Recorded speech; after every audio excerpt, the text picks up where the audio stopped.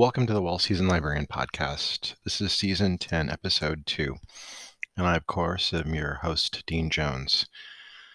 About a year ago, I started watching the YouTube videos, the TikToks that are posted on Instagram and more, of Tavin Dillard, who is a lovable character from the South, who lives in a kind of fictitious town talking about fictitious characters, and he's just delightful. In the interview, I compare him to, people like Jim Varney, Andy Griffith, etc. I'm going to lean more on the Andy Griffith side of that one because one of the hallmarks of Tavin Dillard is not just like the character and the way he acts, but the writing that goes into it and the genius of the comedy of the writing and how Joel Berry captures kind of some nuances of small town life and just daily life and observations, and makes it really work for Tavin Dillard. If you've not watched any of the videos, we have links to them in the bio. You got to check it out. It's so good. So I want to recommend that to you. Joel Berry is the person behind Tavin Dillard, and he's just a wonderful actor, comedian, and he's written many small films and mockumentaries. And he's just a comedic genius, and I feel very blessed to have talked to him. As I said, we have links to them in the bio, and I want to have you check it out. He has a production company called Sweet Tea Films where he makes a lot of these things. I'm just impressed with the character of Tavin and the volume of work he's put out, and just the tireless, relentless amount of videos he's put out, and to have quite a bit of content and writing into them. I'm just really impressed by his work in general, and I think that he's going to be very famous. I'm going to say, mark my words on this, you'll see a lot of him in the future. I really hope at some point Hollywood gets smart and makes a film utilizing Tavin Dillard or gives him a TV show or something, because Joel Berry could do a lot with the character and his other characters as well, as you'll see in the podcast. Without further ado, I'm going to go to my conversation with Joel Berry, who is the mastermind behind Tavin Dillard. Welcome to the Well Seasoned Librarian Podcast. I'm your host, Dean Jones. Today, I am very happy to be talking with Joel Berry, who has spent the past 19 years writing screenplays. Among the way, he's begun to upload videos to YouTube and gain an audience for his character, Tavin Dillard. Originally from Arkansas, he resides in Southern California, where he writes, acts, and produces comedy. Joel, thank you for being on the podcast. Thank you for having me, Dean. I appreciate it. So, Joel, tell me about your formative years. Where are you from originally? I grew up in a town called Dardanelle, Arkansas. It's less than 4,000 people. It's on the Arkansas River. I was born in the city across the river called Russellville. It was a bigger city. It was like 20,000 people, I think. And so my parents weren't from that town, but my dad worked there. He was a pastor at a church. And so they were in that part of the state essentially because of his job. We weren't really near extended family because most of my extended family was in Northeast Arkansas. And so we grew up in that town, and it was one of those things where you feel like most people, and felt safe. Neighborhood kids are riding bikes and playing around and getting to know each other, and really, really a great place to grow up. I enjoyed it. At what point in your life did you realize that you wanted to work as an actor, comedian, screenwriter? Well, it really wasn't something that was an option. I mean, now with so many people that have HD cameras in their pocket, everybody has access to tools and equipment to where, and so many people are videoing themselves. It wasn't really a category, right? Like 20 or 30 years ago. And so people had said I was funny and I'd liked to entertain, but I didn't know there was really a path forward, so it really wasn't. Even in undergrad, in college, I was a psychology major. The school I went to didn't have any kind of film program, and I thought that's something you do as a hobby, or for fun. It wasn't really something that I had a plan that I worked, if that makes sense. So yeah. So I just as a 5-year-old, I created a couple characters, and I would be on this piece of plywood, and I would dance and do this stuff for my brother and one of his friends on their way home, because I was a kindergartner, so I was done after half a day, I think, and they were coming home from like second grade, and I remember entertaining them, and they really thought it was funny, and my mom coming out with a camera and like taking pictures of me in this outfit. But that was like, okay, yeah, I like being funny and I like entertaining, but I didn't know there was like I said, I didn't know there was a way forward to actually, make it a career. So, Did you ever have any inspirations from actors or comedians that really made you think, hey, I want to do that? there was a show on TV in the 80s called Putting on the Hits? It was like a lip sync show, and I'd never seen, and I remember an entertainer there just in costume, lip syncing, and I'm like super entertained by it, and I thought how funny that was. As far as actual television shows, I grew up watching kind of the Andy Griffith Show. I actually got into that more when I was older. I felt like my dad watched that mostly. And then there was your usual cartoons and Dukes of Hazzard and that kind of stuff. But there wasn't like an inspiration for like, I want to be like that comedian. Like that didn't come till later that I might do this, with some actual potential for career in mind. So early on, it was never like, oh, this actor or this director is really my inspiration to pursue this. I didn't have the category till I was older, I guess. In 2005, you wrote and starred in Kevin Duvall's big debut. What was it like filming this and seeing it come to fruition? Well, Kelvin Duvall was a character I came up with because I came up with a trailer park workout. Yes. And I actually, as I developed the character Tavin later, I took that and put it in Tavin's live shows because it was funny to bring people on stage to do that workout. But yeah, it was one of those things where 2005, I was done with, so I did undergrad in psychology, but in grad school, I did go to film school. And I thought, hey, let's see if there's something to this. And by 2005, I hadn't made a short film in a few years, since 2001, probably since grad school ended. And I'd only been writing. And so part of it was like, well, I'm ready to make another movie. And so it was very no budget. My friend Troy Lamberth, who helped produce it, he's the kind of guy that can talk to anybody and pull locations together, and people donating stuff like free meals or whatever. So it was, it was just, your typical shoestring short independent film. We shot in locations we had access to. And I think it was a good exercise in being reminded of what it took to pull off a film. In grad school, there may be some easier things because you've got a bunch of students who are willing to pitch in and help. You've got access to equipment. And now when you're just on your own, it's just a little different thing. When you're outside of an institution that provides these things for you, and you got to say, okay, how bad do I want this? And how do I make this happen? And so it was a good experience. I can't remember what happened with that. I don't know that we did any film festivals. Maybe we had a screening, but it was more like an exercise in like, let's start trying to make videos again, because I'd only been writing. In 2012, you were in the film Heathens and Thieves. What was it like being in this film, and what did you think of the process? Did it help you kind of think of how you wanted to do things, being able to be behind the scenes of a big film? Yeah, so on Heathens and Thieves, it was a friend of mine from grad school. He had directed it with another gal, and he had written it, and they may have co-written the film.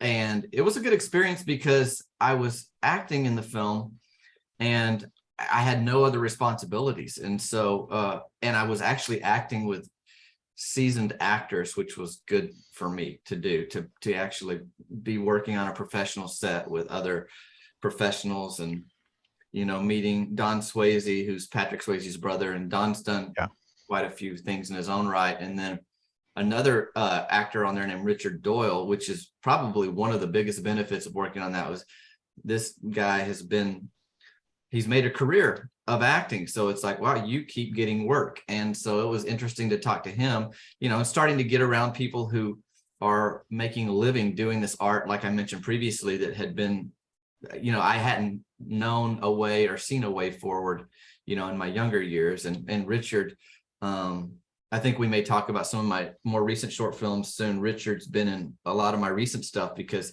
we just became friends, and he likes to work on stuff, and he seems to enjoy the stuff I write, which is good. So that was an amazing thing. It wasn't intimidating thing. My first scene on that set, I ran downstairs. I had a line to say, like it was in a saloon, and there's 40 something people, I think, standing around between crew and cast. And I'm like, this is a different monster than just me and my one buddy with a camera. Yeah. And when they call cut, or you mess up a line, you're like, oh, they're waiting on me to get this right. There is a different pressure, and you see the people that make it look easy they're really good at it. They make it look easy to where everyone's like, I could do that. And then when you try to go do it, you realize it's an art. It really is an art. It's not just something that's like, oh yeah, I could do that, but I don't want to. A lot of people want to, and it's not that easy. So yeah. In 2016, you produced and starred in Worth the Wait. Can you talk about this film a bit and what was different with this one, and what it felt like to produce this? Well, like I'd mentioned, in 2005, we shot Kelvin Duvall's big debut. And then I'm like, well, now I'm going to make features. Well, time goes on, and we're in 2015 when we started shooting that other film, Worth the Wait, that you're asking about. And I'm like, what? That's a decade later, and I hadn't made a feature film. I'm like, well, I need to make something. I'd been doing short YouTube comedy, and I realized, okay, I want to do more than just episodic stuff on YouTube, but then I can't make a feature yet. So what's in between? So we did a Kickstarter campaign to raise funds to shoot a short film. I sent the script to 2 actors at first, Richard Doyle, who I met on Heathens and Thieves, just to say, hey, would you be a part of this? And then to Laura Bell Bundy, she played the lead gal in the movie. And I didn't know, I'd never met her face to face. She was a friend of a friend. And she read it, and to have those 2 actors say, I like this story, it felt like validation of my ability to write, which was encouraging, and that people that were just talented wanted to be a part of a project I wrote. So that was kind of the idea behind Worth the Wait. And so we got the funding, and we didn't get all the funding. With Kickstarter, it's like if you don't hit your goal, you don't get any of it. So my wife and I had to put in money to reach our goal. And then you end up you realize what you really have to work with, and say, okay, we're going to make the money for this amount instead of this amount. And that's what we ended up doing, was making it for less. But everybody was,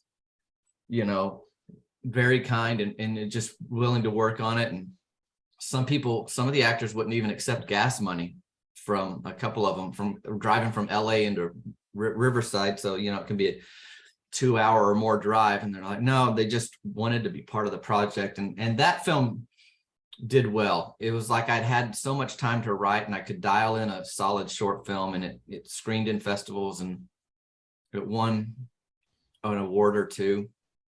I think I know it won at least an award, because there's one right there in my office here that is from that movie.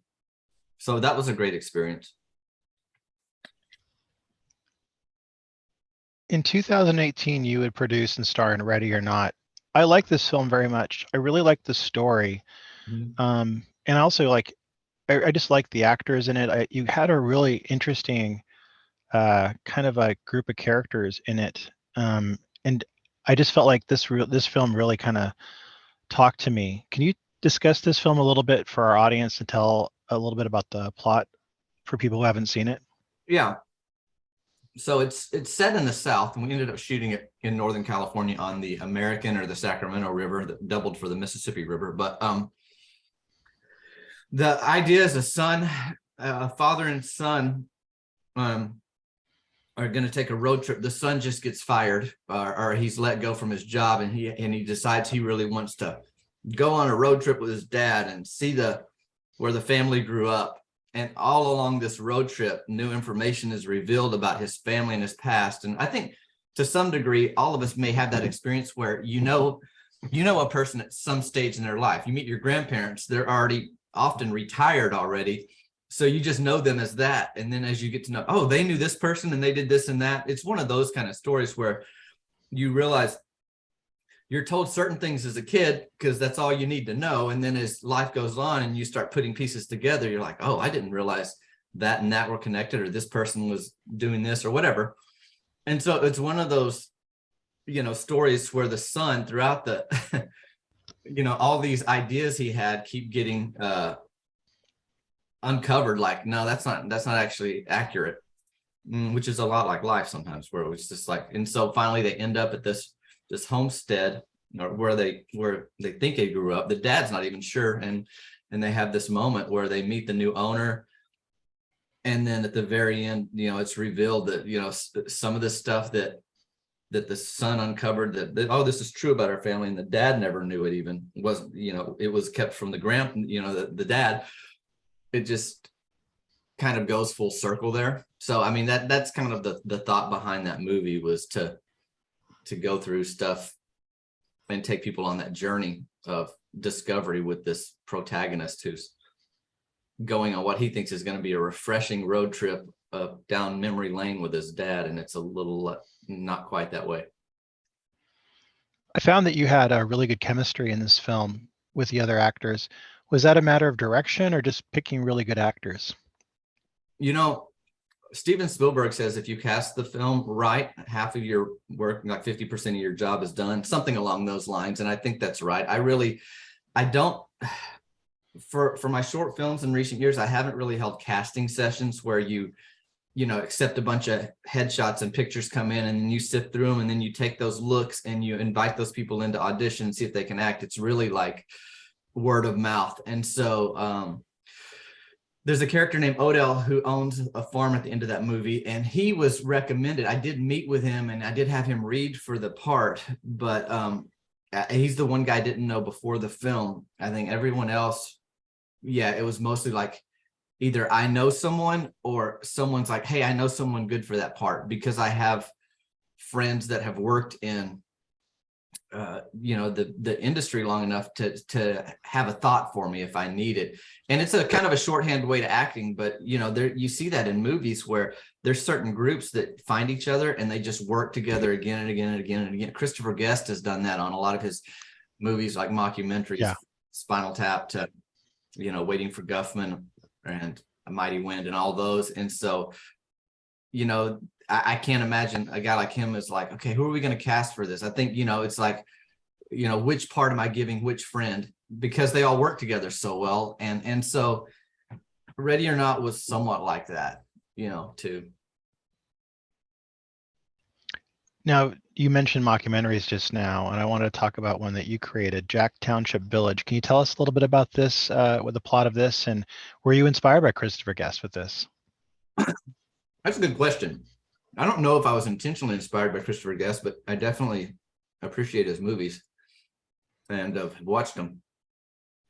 What happened was several years back, I had thought, man, what if I go to a thrift store? Because there was a thrift store where I was living that had all these black and white pictures from decades ago. And I'm like, I could just get enough of these and build a story around them, the pictures. But then I'm like, well, how does that work with having rights to, I don't know. I mean, even though it's in a thrift store and I'm buying it and there's maybe not names on the back. So, but then I had a bunch of pictures from my own family from years ago in Arkansas, from the 20s and 30s and 40s. And so I did that. And there's one lady, I showed my dad the mockumentary when he goes, well, that's not a family member. That's my ex-girlfriend. So I had and he goes, it was a picture of her when she was like in elementary school or something. And so I had a friend Photoshop my daughter's face onto this little girl's face in one of the photos. I'm like, well, let's just cover all the bases. But anyways, the thought there was like, how can I so I shot a movie. It was literally no budget. The only actor in there was me. I interviewed myself as a character, and then my friend Richard Doyle, who I met on Heathens and Thieves, who was the dad in Ready or Not and who was the older gentleman in Worth the Wait, he narrated it, which he's got a great voice actor too. And then I had a cousin of mine draw some artist rendering of this peacock attack on a town. And then and then you just put some movements over all these pictures, and it's just, you say one thing, you show it, and people are like, oh, those two things go together, and you create this town that doesn't exist, and this peacock attack from the 1940s that didn't happen. And there you go. So that's kind of how it happened. It was just, shot mostly in my house. And then I went to my parents' town in Arkansas, and on iPhone, I shot B-roll footage of old buildings or a river. And then you cut to some of that stuff. And so it was it was no budget in the sense that we're not, I didn't have a crew, and other than maybe one of my kids or wife might have helped me, but like, it was just very, very simple. Well, and then I had a cousin that drew the art, a friend that photoshopped my daughter's face, and then a friend that narrated it. So, that was kind of it, but that was a fun one to do.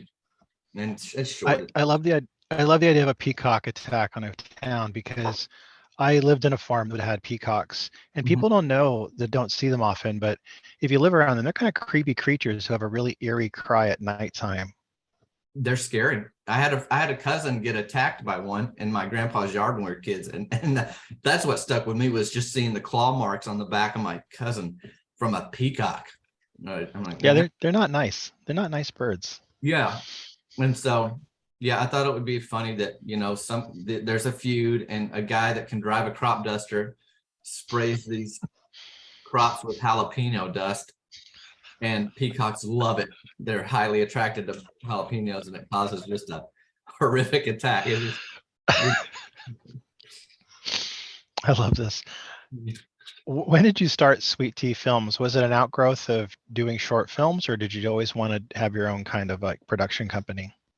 I would have to attribute that to my father-in-law. At one point after grad school, I was just writing screenplays, and he got me a hard drive. And I remember thinking at the time, why do I need a hard drive? Like, I'm not really, that's for storing like videos and stuff. I had, I'd save my little, my scripts on stuff, but you don't need like serious memory to save Word docs kind of stuff or scripts. And then a friend of mine was like, oh, you should start this. So I started Sweet Tea Films in case I was going to make movies, and I had it in place. But 2006 came along, and my wife and I had our first child. And I've always been kind of the starting artist. Like, I substitute taught and did things, but I wasn't generating the income to where we could live off of just that. My wife was a social worker, and my father-in-law came to me. He's like, hey, you have to borrow equipment. Yeah, I had to borrow a camera from a friend to go to a shoot. I went to a friend's house in Pasadena here in Southern California to edit a project for a client. He goes, you need to go different. You don't have any of the stuff you need when you get jobs. He goes, I want to fund, a production company for you. And I was like, well, I don't know. And then I was like thinking, I asked my wife what she wanted to do. She goes, I'd like to stay home with our daughter. I'm like, well, all I have to do is get a real job, because we can live off a little, but we got to have something, and I'm not making much. So I just need to get a 9-to-5 and we're good. So I went and got hired. Well, I got an offer, and I went to my father-in-law and said, hey, I know you are interested in this, production company, and help me start a production company, but I want you to know that I've got an offer now on the table, 9-to-5, benefits, all that stuff. And I thought he would say, take that, take care of my daughter and my granddaughter, and just take the sure thing. And I was giving him a chance to just take his offer off the table, because it was high risk, and it wasn't safe at all, and really. And he wouldn't do it. He goes, well, you can do what you want. He goes, but I think you're gifted. I think God has given you gifts, and we want to support you. And if you could make the decision you want, but I'm not taking my offer off the table. If we want to fund a production company for you. So then I went to my wife, and I was like, I don't know. And I thought maybe she would say, let's do the 9-to-5, and then we'll figure out, if you want to do art stuff, we'll figure that out around it. And she's like, I don't think this 9-to-5 is a good fit for you. So then the two of the people that I thought would just say, take the job, didn't. And so that's kind of how it started. and just tried to get wise counsel and pray. I kind of make my decisions through prayer. And I was like, well, I'm going to dive in. It was a mess because that's when it started. But I wasn't a businessman, so I had to go through the school of hard knocks. I thought my creativity would win the day. And I think that speaks volumes when your father-in-law says, go with the creative work. Yes. And then he just said, find the stuff and then send me so I would send him links. Like, I found this camera. He's like, okay, it's on the way. And then equipment would show up at my house and I'm like, oh my goodness, which then led to, which may be a question you're going to ask. I don't know, but it led to the creation of a character named Tavin.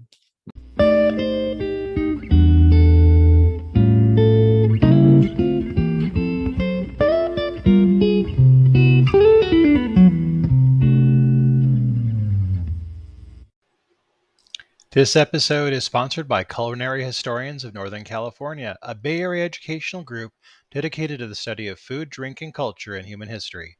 To learn more about this organization and their work, please visit their website at www.chnorcal.org.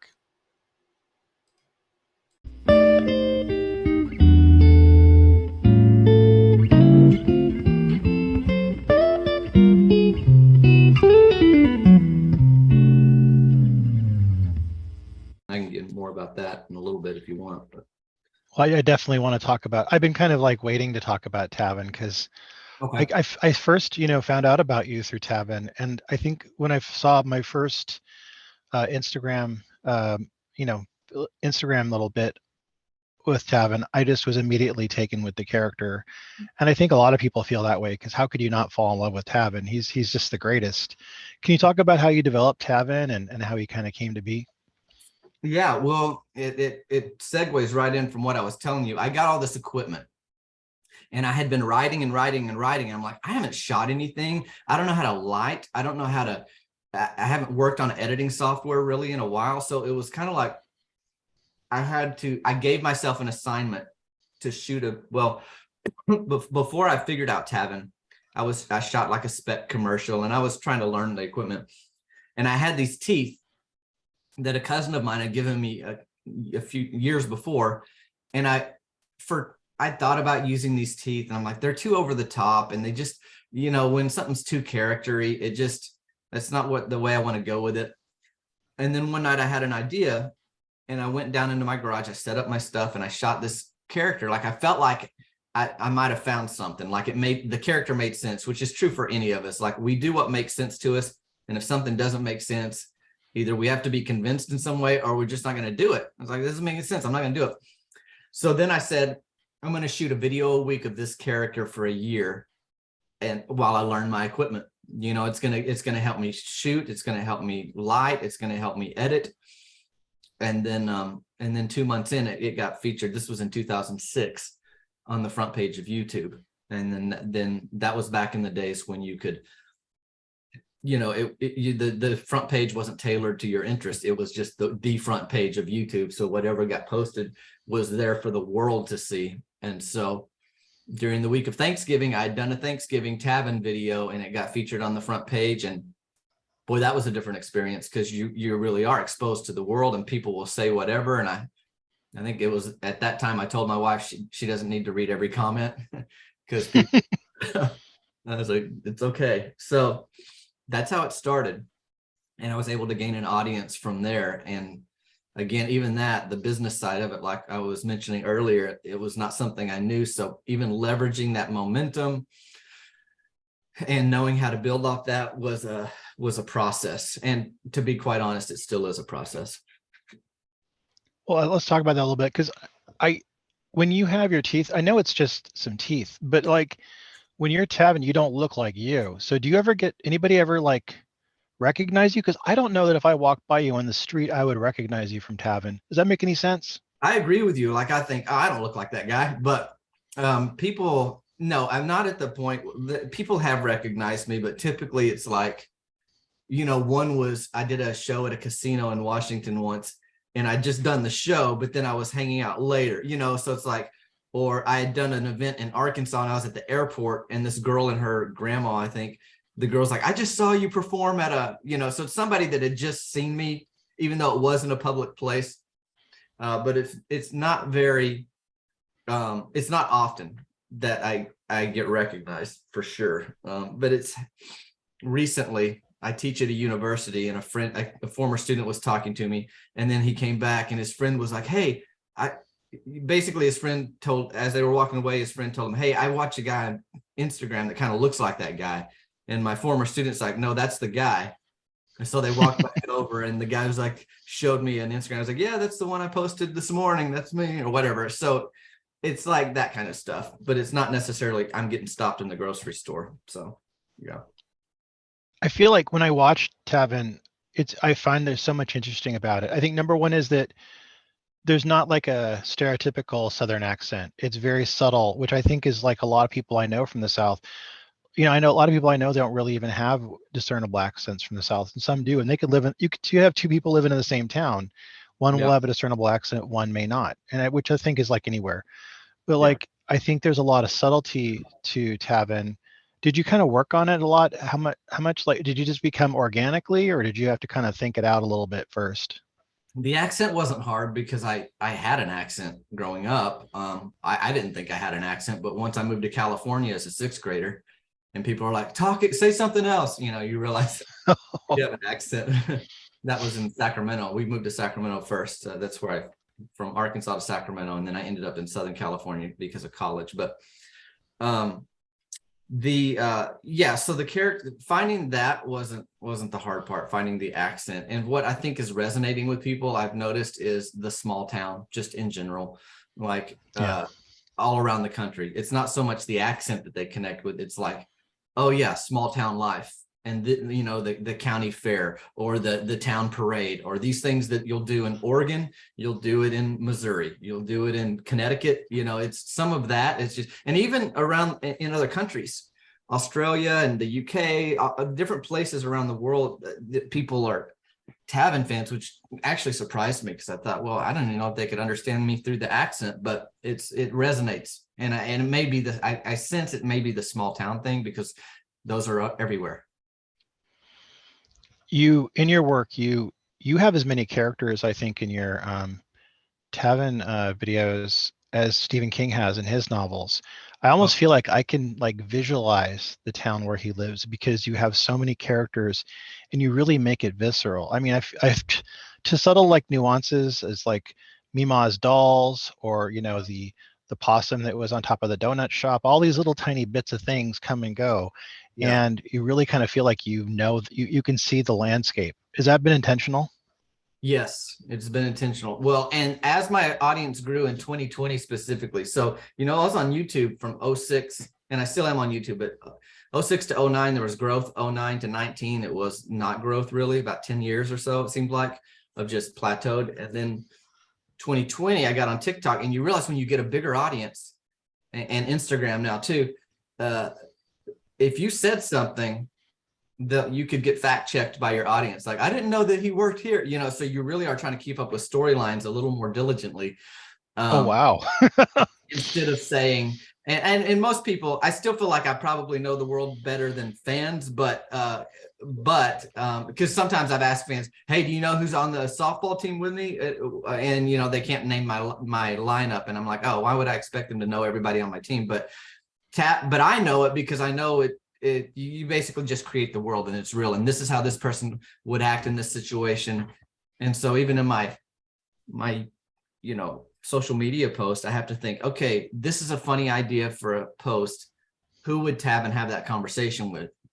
And would it be funnier to have that with his Mima, or would it be funnier to have it with Myron Curtis, his friend from the softball team? And you've got to figure out how either one of those would respond in that moment, and build it. So yeah, it's world building, and it's a different type of comedy. I mean, because I do stand-up comedy as Tavin, but it's, a lot of stand-up comics can be joke and punchline, and Tavin is a storyteller, but there are jokes and punchlines within it. And so it's been interesting for me to try to navigate that world of building a whole story. The current live show that I do, that I haven't done much, I haven't been performing since September, but the last one, and that I was doing this past summer, was one story where Tavin is going to go to town to get a soda for his Meemaw. That's the whole show. But all this stuff and happens on the way, the side stuff and then jokes and encountering different people in town. And so it helped me be able to like have a framework, and building those stories and those characters in advance, over the years has helped, in informing the live show. So there are a lot of actors and comedians who developed characters that were noble bumpkins. Andy Griffith comes to mind easily. His early career before Mayberry, before he did Andy Griffith's show, he had, doing stand-up as a kind of character. I remember I had some recordings. He had one called What It Was Football, which is still as hilarious to this day. I mean, it stood the test of time. He's still just funny. And everybody I know that has watched the Andy Griffith show loves it. I mean, with a reverence that few TV shows get. And then like Jim Varney, people loved Ernest. I mean, he was a very beloved character. And then, have you Minnie Pearl, different actors like that. What do you think is about these characters that people love so much? I think there's a couple things. One is they're relatable and they're sincere. Like you can, and that's the one thing that stood out to me, or like I thought was important with Tavin. It's like, I've met so many people, like in Arkansas or wherever, that will take something very simple and just talk about it like it's the most amazing thing ever, like a biscuit that they had at a restaurant or something that they made, and they can explain it in such detail and with such like grave seriousness that you're like, man, I'm like locked in on this biscuit story, but it's a biscuit. And so I think there's a sincerity and a humility where that's grounded in reality. And there is something where it's like, okay, man, this guy's taking it too seriously and it's comical, like where Tavin thinks he can ramp a bike over a lake and he talks real serious about it. Listening is like, that's never going to happen. But it's funny because he's like, oh, I'll do that, and so he's taking himself seriously, even though what he's saying is absurd. And there's been a lot of videos lately where Tavin talks about donuts. Those are some of the most liked videos currently. And he'll make some ridiculous claims about donuts very seriously, like donut holes are the fountain of youth and that kind of stuff. So I think there's he may be onto something to that, right? Yeah. I think people are hoping. But you mentioned Jim Varney.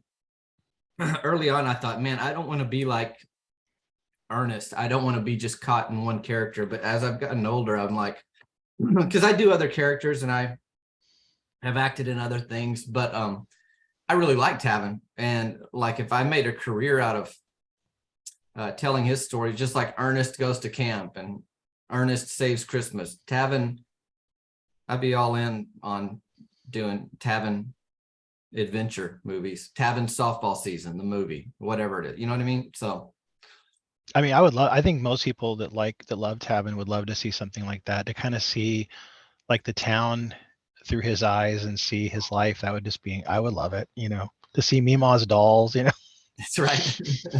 They're and I think that's what I want to do. Like I told you, I started writing screenplays after grad school, 2001. So it's been over 2 decades since I've been writing. And the last several years, I feel like I've got, scripts that I would share with people, where you realize, you look back at the early ones and they were just practice, or, you're learning. But obviously the fear is, just like any book that gets turned into a film, someone will say, oh, I didn't think that character would look like that. Or, you can mess it up. There's just such opportunity to mess up a world that people have in their head. But I think that's the swing you take. That's the risk you take by trying to share it at a broader audience in a different medium. And it's one, I think it's the right move to try to tell it. And of course, I'm concerned that it'll get messed up, but that's why you be careful and, take your time to do it right. So. Do you carry around a little pad every day, and like when you see stuff that might inspire it, do you like write it down, like, oh, this is going to go in a Tavin sketch? I have notes on my phone, And sometimes they're just phrases. And then if I've done them, I kind of just checked them off the list. Yeah, like I saw a box of Nilla wafers the other day, and they just looked like they got punched. Like they were on the shelf of the store, and they were just like, and so I have a note on my phone that says creased box of Nilla wafers. So anyways, Dean, if you ever see a Tavin video, you'll know that's where it started. Like I basically have little phrases. I'm like, well, can I build something around that one of these days? So we'll see. I really hope that you never actually really encountered mint fritters. That sounds disgusting. Oh, I have not, but yeah, the peppermint fritters. Yeah.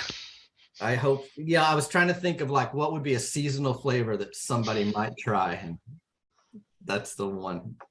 Yeah. I had seasonal beer once that was as bad as the peppermint fritters, and really unadvised. Not a good thing to do. Was it like peppermint or pumpkin spice or something? It was like a pine sol. Oh goodness. It was undrinkable. I couldn't even swallow it. It was bad. It sounds wrong. Who are some of the directors whose work has inspired you that you've admired? It's funny that some of the directors I like, I don't know that I would make their styles are probably different than mine, but I was just impressed how they went about it. Like the Coen brothers. Oh, love them.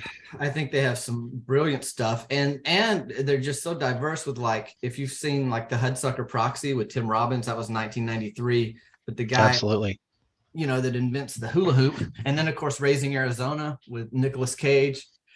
It's just so quirky and funny. But then you've got like Oh Brother, Where Art Thou, which is one of my favorite films. They just have a way of creating the whole world, and they have such a handle on the look that is impressive. Even the one they won the Academy Award for, No Country for Old Men. yeah. They I think it was in the 80s. And so even just the attention to detail, like you've got to think what was on the streets.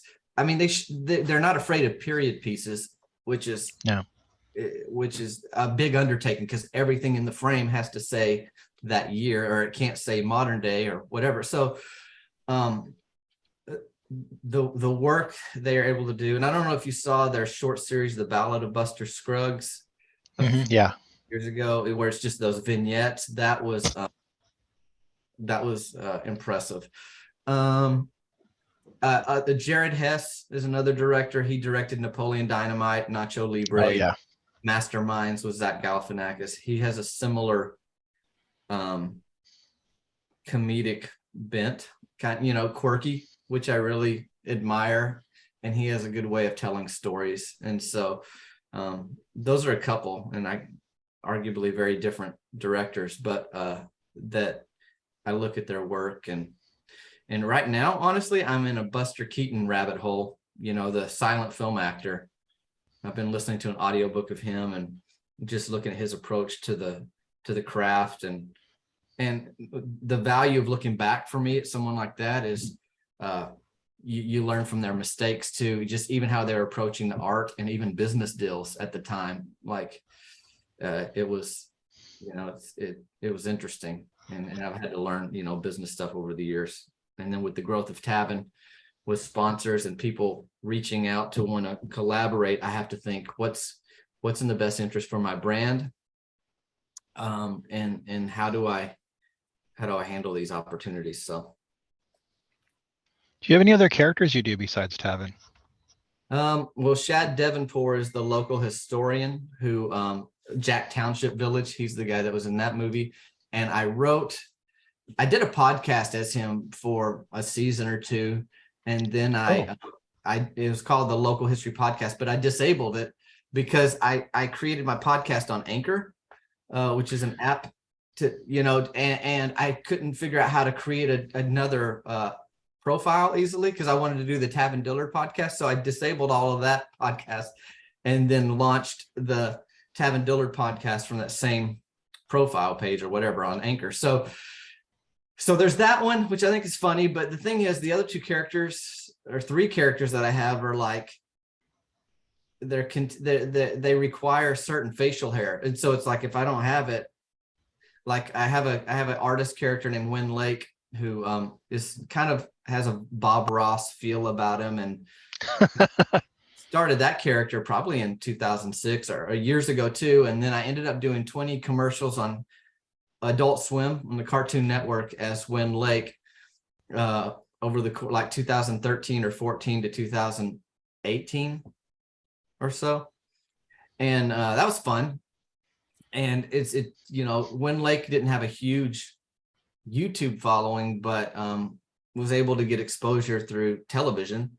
And it was fun, but again, he has a mustache and an afro, and when my hair wasn't long, and I could get a wig, but it just didn't. So I haven't done much with that. I mean, I do have a feature-length film written for that character, and I have a pilot for a TV show written, and we shot a sizzle reel for a TV show with Win Lake, but I've kind of parked it and focused on Tavin right now. And then there was one other guy. He's a guy that's a wannabe musician named Percy Gammons, and he has long hair and a handlebar mustache. And I did a lot of videos with him 2 or 3 years ago. And then I just honestly, when Tavin just started getting so much traction, some people are always doing multiple characters, and that's part of their thing. For me, I feel like there will be a time for the other ones.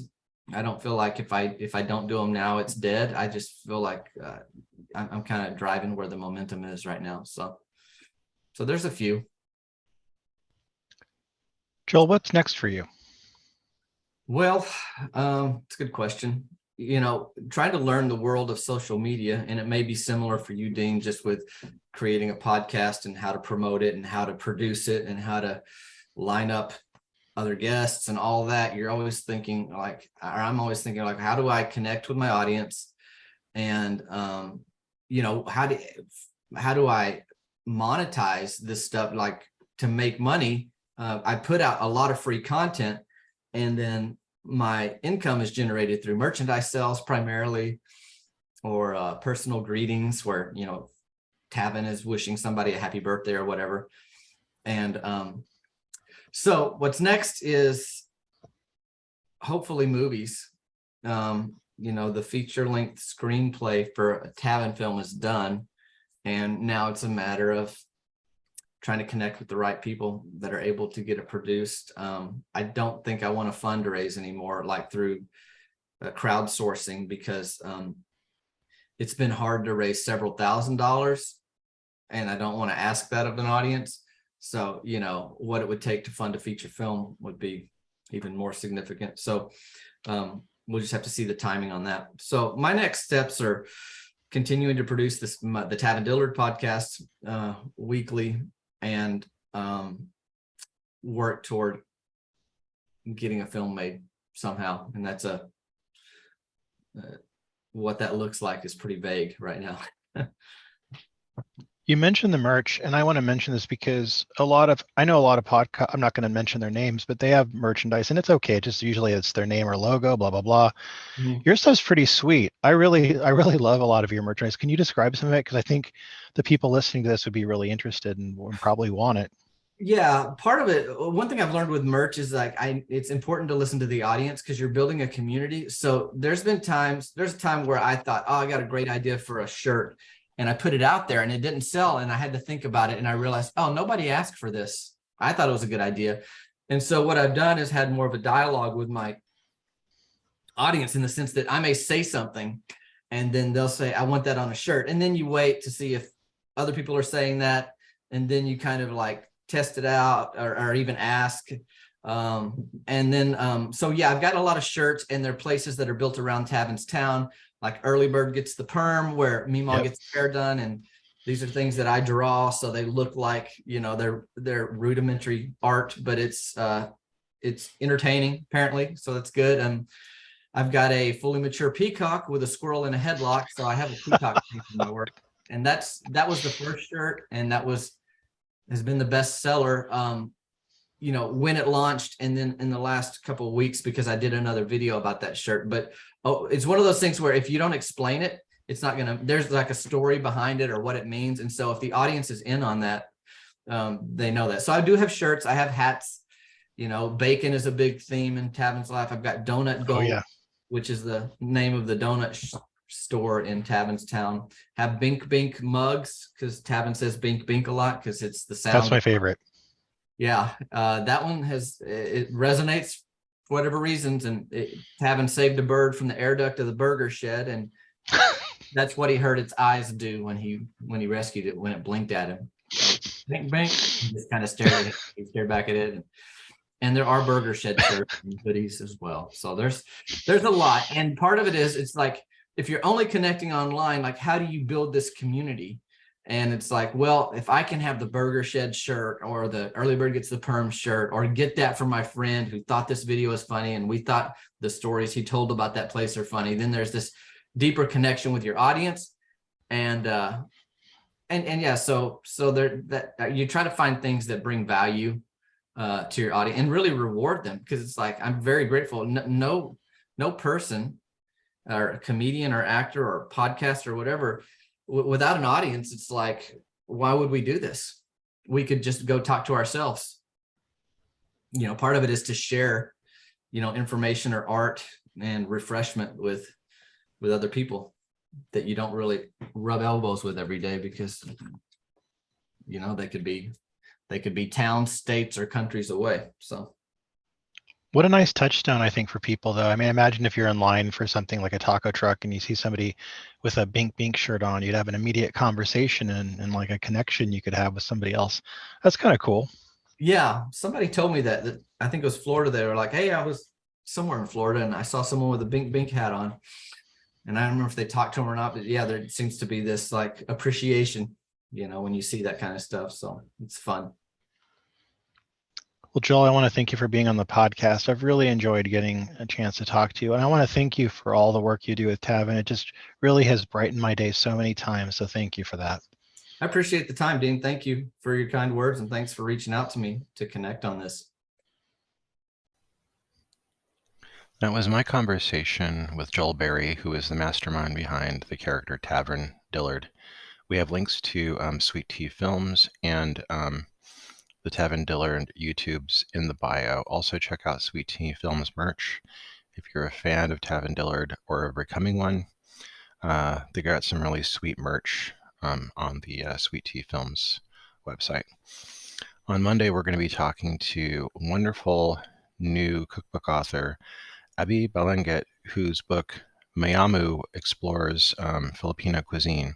She'll be here on Monday. I was really excited to get to talk to her. Wonderful guest, really great to talk to, and also just somebody whose cookbook I'm really anticipating. That will also be out next week as well, so we'll have links to that as well. Check that out on Monday. I hope you're having a really great week, maybe getting a chance to cook from some of the cookbook authors that you've seen in the program. Whatever you're cooking, I hope that you're having a really great, safe, and wonderful week. Until Monday.